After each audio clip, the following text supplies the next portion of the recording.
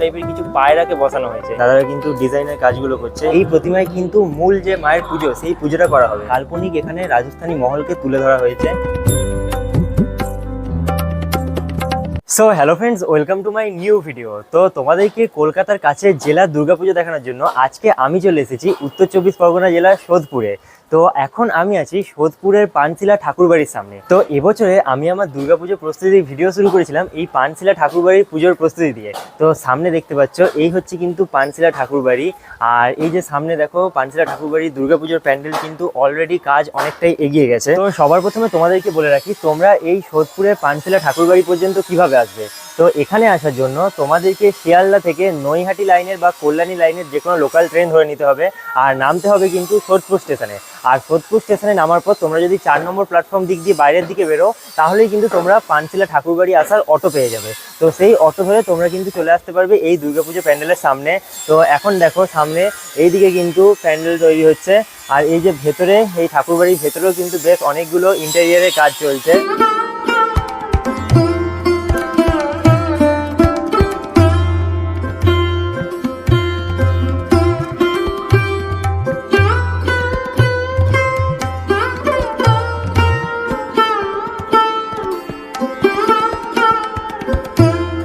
তো এই বছর সোদপুরের এই পানশিলা ঠাকুরবাড়ির দুর্গাপুজোর থিম হতে চলেছে কিন্তু রাজসিক দৃষ্টি। তো এইখানে কিন্তু রাজস্থানের একটা কাল্পনিক মহলকে তুলে ধরা হবে। তো আমার সামনে দেখতে পাচ্ছ এই হচ্ছে কিন্তু সেই মহলের মানে বাইরের দিকে যে কাজ, সেই কাজটা। আর এই পুরো কাজটাই কিন্তু থার্মোকলের উপর করা হয়েছে, মানে প্লাই চাপিয়ে তার উপর কিন্তু থার্মোকলের কাজ করা হয়েছে।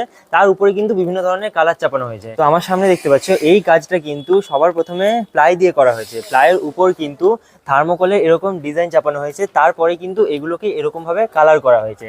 আর তারপরেই কিন্তু এরকম পুরো একটা রাজস্থানী মহলের আকৃতিতে এই প্যান্ডেলের বাইরের কাজটা করা হয়েছে। আর মোটামুটি কিন্তু বাইরের দিকের কাজ অনেকটাই কমপ্লিট হয়ে গেছে দেখতে পাচ্ছি। উপর দিকে দেখো, উপর দিকে তোমরা যদি ভালোভাবে দেখবে, এই জায়গাটাকে আরো রিয়েলিস্টিক বানানোর জন্য এরকম টাইপের কিছু পায়রাকে বসানো হয়েছে। মানে এগুলো কিন্তু আর্টিফিশিয়াল ভাবে বানানো হয়েছে, দিয়ে এই পায়রাগুলোকে বসানো হয়েছে, মানে দেখতে যেন জিনিসটা পুরো একদম রিয়েলিস্টিক লাগে। তো এখন কিন্তু আমি প্যান্ডেলের ভেতরে চলে এসেছি। আর ভেতরে দেখতে পাচ্ছ, ভেতরে কিন্তু কাজ মানে অনেক দূরই এগিয়ে গেছে। এইখানে মানে খুবই সুন্দরভাবে একটা মহলের ভেতরটা যেরকম ভাবে সাজানো থাকে সেরকম ভাবেই কিন্তু সাজানো হচ্ছে। পুরো দেওয়ালে বিভিন্ন ধরনের, এই যে দেখো দাদারা কিন্তু ডিজাইনের কাজগুলো করছে। এরকম টাইপের ফুলের বিভিন্ন ডিজাইন দিয়ে এই ভেতরে এই কাজগুলো করা হচ্ছে।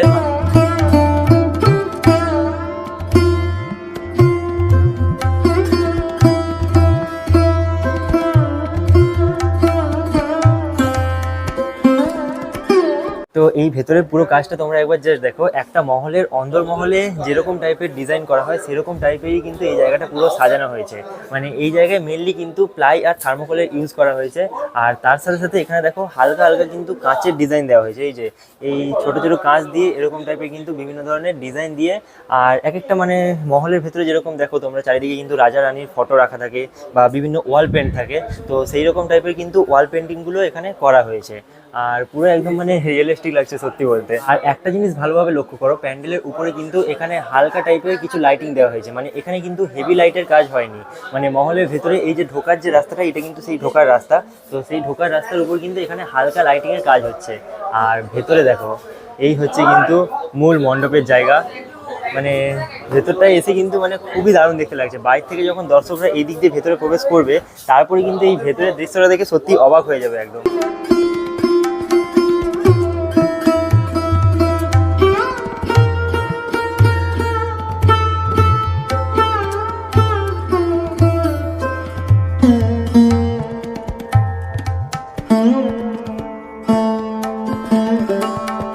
তো দেখতে পাচ্ছ মণ্ডপের কিন্তু আমি ওই দিকের রাস্তাটা দিয়ে ঢুকলাম। আর ওই দিকের রাস্তাটা দিয়েই কিন্তু পুজোর সময় দর্শকরা প্রবেশ করবে। তারপরে কিন্তু এইখানে এসে এই যে ভেতরে পুরো কাজ, আর এইখানে সাইডে মাতৃ প্রতিমা দর্শন করার পর এই যে এই দিকে যে জায়গাটা দেখতে পাচ্ছ, এই গেট দিয়েই কিন্তু এক্সিট হবে। তো এই মুহূর্তে আমি পেয়ে গেছি পানশিলা ঠাকুরবাড়ির থিম আর্টিস্টকে, পার্থদাকে। তো কেমন আছে বলো? ভালো আছে। তো পার্থদার মুখ থেকে তোমরা একবার শুনে নাও যে এইখানে এই রাজসিক দৃষ্টির যে থিম, সেই থিমটাকে এবছর এখানে কিভাবে ফুটিয়ে তোলা হবে।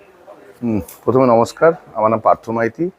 আমি শারদীয়া প্রীতি শুভেচ্ছা অভিনন্দন আপনাদের জানাই। ভাই অনেকভাবে হেল্প করেছে আমাকে লাস্ট ইয়ারে।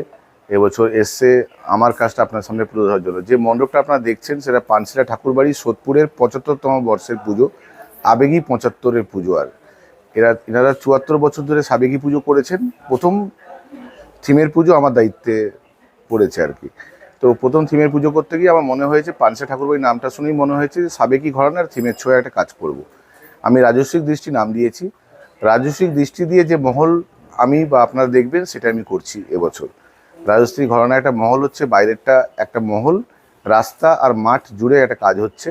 বিস্তর একটা মহল। যখন ঢুকবেন মহলের সামনে দেখবেন রাজস্থানী যেমন মহল হয়, যেমন কালার টিউন হয়, তার দুয়ার পাল, উডেন ক্রাফটিংয়ে কিছু মিউজিশিয়ান, আমি রাজস্থান থেকে প্রায় 150 পুতুল আনছি যারা এখানে কিছু পারফর্মও করবে। তো সেই মিলিয়ে একটা রাজস্থান ফ্লেভার পেয়ে যখন অন্দরমহলে ঢুকবেন, প্রথম যে টোনটা, কালার টিউনটা আলাদা, সেখানে সিলভার আর গোল্ডেন কাঁচের একটা কাজ পাবেন। তারপরে যখন অন্দরমহলে ঢুকবেন, যেখানে মা বিরাজ করছেন, সেখানটা মিনাকারি আর্ট, রাজস্থানী মিনাকারি আর্ট, অপূর্ব একটা সুন্দর একটা শিল্প। যেহেতু আমি 1 বছর আগে এনারা আমাকে বুকিং করেছিলেন, তো দীর্ঘ প্রায় 7-8 মাস ধরে কাজের সুযোগটা পেয়েছি বলে 1-1.5 লক্ষ কাঁচ দিয়ে আমি মিনাকারি আর্টটা আমি তুলে ধরেছি। আমি আশা রাখছি যে ভেতরে ঢুকলে চোখ ধাঁধিয়ে যাবে, এটুকু বলতে পারি। খুব যত্ন নিয়ে অনেক টাইম গেছে, 1-1.5 লক্ষ কাঁচ পুট করতে হয়েছে আমাকে। তো ভালো হয়েছে কাজটা, একটু বলতে পারি। আপনারা এলে খুব ভালো লাগবে। আচ্ছা, আর উদ্বোধনের সম্বন্ধে কি ভাবা আছে? উদ্বোধন এনাদের টেন্টেটিভ প্রথম দিন ওপেনিং হবে, কিন্তু জনসাধারণের জন্য চতুর্থ দিন ওপেন করে দেওয়া হবে। আচ্ছা, মানে পাবলিকে এলে পাবলিক চতুর্থ থেকে ওপেনিং করে দেওয়া হবে। ঠিক আছে, অনেক অনেক ধন্যবাদ দাদা সবকিছু বলার জন্য। তো এই পুরো রাজস্থানী মহলটাই কিন্তু একটা কাল্পনিক মহল, মানে এইরকম টাইপের কিন্তু রাজস্থানে আসলে কোনো মহল নেই, পুরো কাল্পনিকভাবে কিন্তু এইখানের এই মহলটাকে তৈরি করা হয়েছে। আর সত্যি বলতে মানে জাস্ট অসাধারণ কাজ হচ্ছে, মানে ভেতরে আমি ঢোকার পর কিন্তু সত্যি অবাক হয়ে গেছিলাম। বাইরের কাজটা দেখার পর যখন ভেতর দিকে ঢুকলাম তখন কিন্তু মানে সত্যি দারুণ লাগলো। আর মেনলি লাইটিংগুলোর ফোকাসে কিন্তু খুবই ভালো করে করা হয়েছে। আর একটা জিনিস যেটা আমার বেশি ভালো লাগলো, এইখানে কিন্তু খুব হেভি কোনো লাইটিংয়ের ইউজ করা হয়নি, মানে জাস্ট হালকা লাইটিংয়ের সব ইউজ করা হয়েছে। এই যে উপরে দেখতে পাচ্ছ এইরকম টাইপের কিন্তু লাইটগুলোকে এই পুরো চারিদিকে মণ্ডপের ভেতরটাই ইউজ করা হয়েছে। তো এখন আমি পেয়ে গেছি এই পানশিলা ঠাকুরবাড়ির প্রতিমার শিল্পীকে। তো ওনার মুখ থেকে একটু প্রতিমার সম্বন্ধে তোমরা শুনে নাও। আমি সোদপুর পানশিলা ঠাকুরবাড়ির এবছরের প্রতিমা শিল্পী সুকান্ত রায়। তো আমাদের এবছরের যে থিমের ভাবনা রাজস্বিক দৃষ্টি, তো অ্যাকচুয়ালি রাজস্থানেরই একটা পটভূমি একদম এখানে ফুটে উঠবে। তো সেটা আমারই একটা সহ সৃজনশিল্পী পার্থ মাইতি, তারই এই ভাবনা। তো তার সঙ্গেই জড়িয়ে থাকা এবং তার সঙ্গেই সারা বছর ভাগ করে নেওয়া এই ভাবনা, তার সঙ্গে মিলেমিশে থাকা আমার এই প্রতিমা। একদমই রাজস্বিক দৃষ্টিভঙ্গিতেই থাকবে আমার এই প্রতিমা। এবং রাজস্থানের যে একটা ঘরানা, যে আর্ট, সেটা একদম তার ডিজাইন পার্ট থেকে শুরু করে তার পুরো পরিপূরক জিনিসটাই একদম আমার প্রতিমার মধ্যে এখানে আমি ফুটিয়ে তোলার চেষ্টা করছি। আচ্ছা, প্রতিমাতে কি কি জিনিসের ইউজ করেছেন? প্রতিমাতে প্রথমত আয়রন স্ট্রাকচার করেছিলাম প্রথম দিকে, তারপরে আমি খড়, দড়ি এবং মাটি দিয়েই প্রতিমা এবং কালারফুল প্রতিমা আমি বানাচ্ছি। তো অনেক অনেক ধন্যবাদ দাদা। অশেষ ধন্যবাদ আপনাকেও আমার তরফ থেকে এবং পানশিলা ঠাকুরবাড়ির তরফ থেকে আপনাকে অশেষ ধন্যবাদ রইল। তো এইখানে সামনে দেখতে পাচ্ছ, সামনে কিন্তু প্রতিমার কাজ হচ্ছে। আর এই যে দেখো ভেতরে পুরো ডিজাইনের সঙ্গে, মানে ভেতরের যে অ্যাম্বিয়েন্সটা আনা হয়েছে সেই অ্যাম্বিয়েন্সের সঙ্গে ম্যাচ করেই কিন্তু এখানে এই প্রতিমাটাকে তৈরি করা হয়েছে। আর মানে খুবই সুন্দর লাগছে পুরো জায়গাটা। ভেতরে যখন ঢুকবো তখন কিন্তু মানে একটা আলাদা রকম ফিল পাবে পুরো। তো এই মুহূর্তে আমি চলে এসেছি পানশিলা ঠাকুরবাড়ির একদম ভেতরে। তো এর আগেরবারে যখন এসেছিলাম তখন কিন্তু তোমাদেরকে এই ভেতরে পুরো কাজ আমি দেখেছিলাম, মানে পুরো থার্মোকলের কাজগুলো কিন্তু এই ভেতর দিকটাতেই হচ্ছিল। আর এই যে এখানে সামনে দেখো এই জায়গাটাই কিন্তু মায়ের একটা প্রতিমা করা হয়েছে। তোমরা ওখানে একটা প্রতিমা দেখলে, আর এখানে আরেকটা যে প্রতিমা দেখতে পাচ্ছ, এই প্রতিমায় কিন্তু মূল যে মায়ের পুজো সেই পুজোটা করা হবে। ওই প্রতিমাটা জাস্ট থিমের জন্য করা হয়েছে। আর এখানে দেখো এই মূল প্রতিমার কিন্তু কাজ প্রায় হয়ে গেছে, কালারিংটা চাপছে, এরপরে কিন্তু জাস্ট কিছু ফিনিশিং টাচ দিলেই কিন্তু মূল প্রতিমার কাজ শেষ হয়ে যাবে। তো সত্যি বলতে সোদপুরের এই পানশিলা ঠাকুরবাড়ির এই পুজোটা এবছর কিন্তু খুবই সুন্দর একটা থিম দর্শকদেরকে উপহার দিতে চলেছে। আর তোমাদেরকে আমি পুজোর আগেই এসে কিন্তু এখানে শেষ মুহূর্তের প্রস্তুতি দেখালাম, মানে ভেতরে কিন্তু কাজ দেখতেই পেলে তোমরা, প্রায় কিন্তু 90% মতো কমপ্লিট হয়ে গেছে। জাস্ট কিছু ফিনিশিং টাচের যে কাজগুলো সেগুলোই কিন্তু হচ্ছে। তো আজকের এই ভিডিওটা তোমাদের কেমন লাগলো সেটা আমাকে নিচে কমেন্ট বক্সে অবশ্যই জানাবে। আর কলকাতা সহ বিভিন্ন জেলার এরকম বেস্ট দুর্গাপুজোর প্যান্ডেল দেখার জন্য এই চ্যানেলটা তোমরা সাবস্ক্রাইব করতে পারো। তো আজকের এই ভিডিওটা এখানেই শেষ করছি, দেখা হবে খুব তাড়াতাড়ি পরে কোনো একটা নতুন দুর্গাপুজোর ভিডিওর সাথে।